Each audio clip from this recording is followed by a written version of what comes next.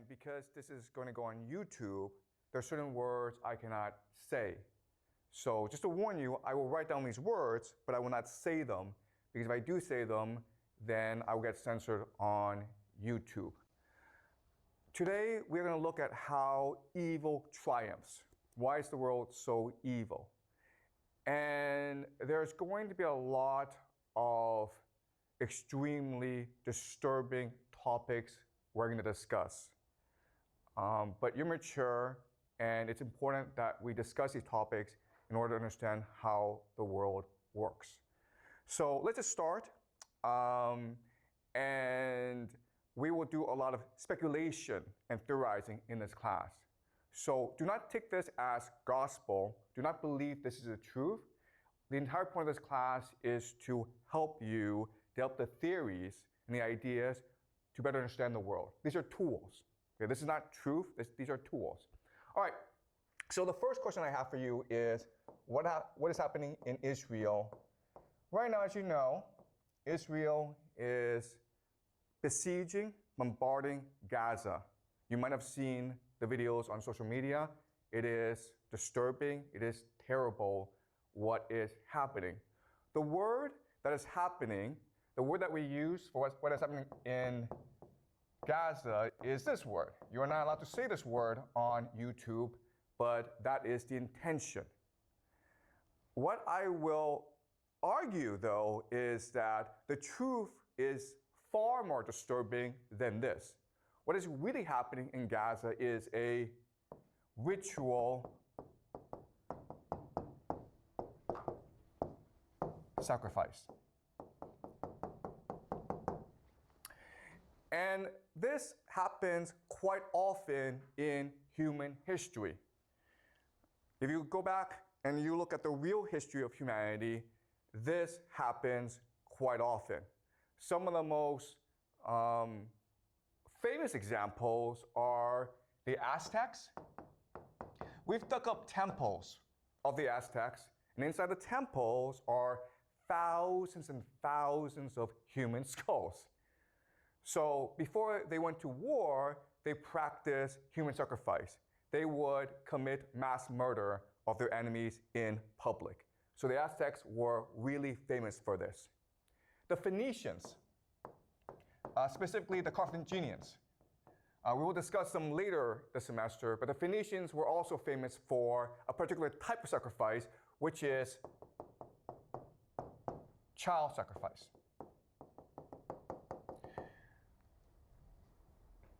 The Romans wrote histories insulting the Phoenicians for practicing this sort of sacrifice. But the Romans themselves practiced human sacrifice.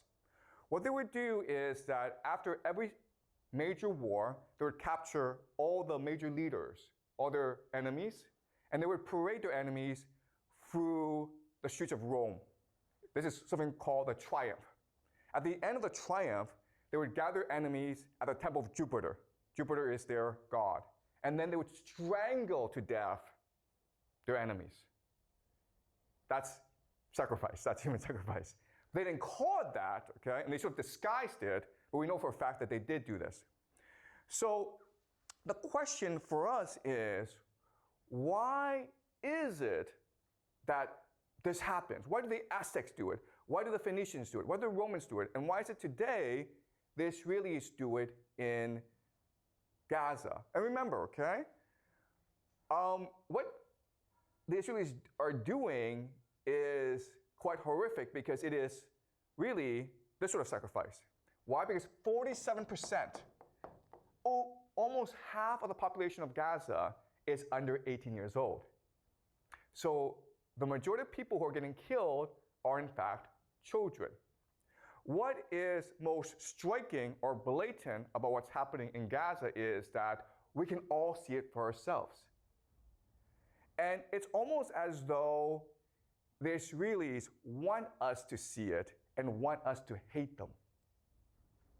Right? You can see all over the world, popular opinion is turning against Israel. You have these popular protests all around the world protesting what is happening in Palestine.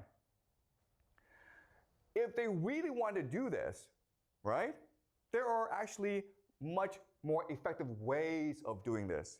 For example, you could just poison their water. Or you could poison the air so that everyone in Gaza gets a fast cancer, right? We have the technology to do this. So Israel could do it this secretly and no one would talk about it. And in 20 years' time, 30 years' time, the population of Gaza would all be gone. It would be a very secret, right? Instead, they choose to do this in front of the world. And my argument to you is that this is intentional. They want the world to hate them. Because by doing this, they create the ultimate taboo, right?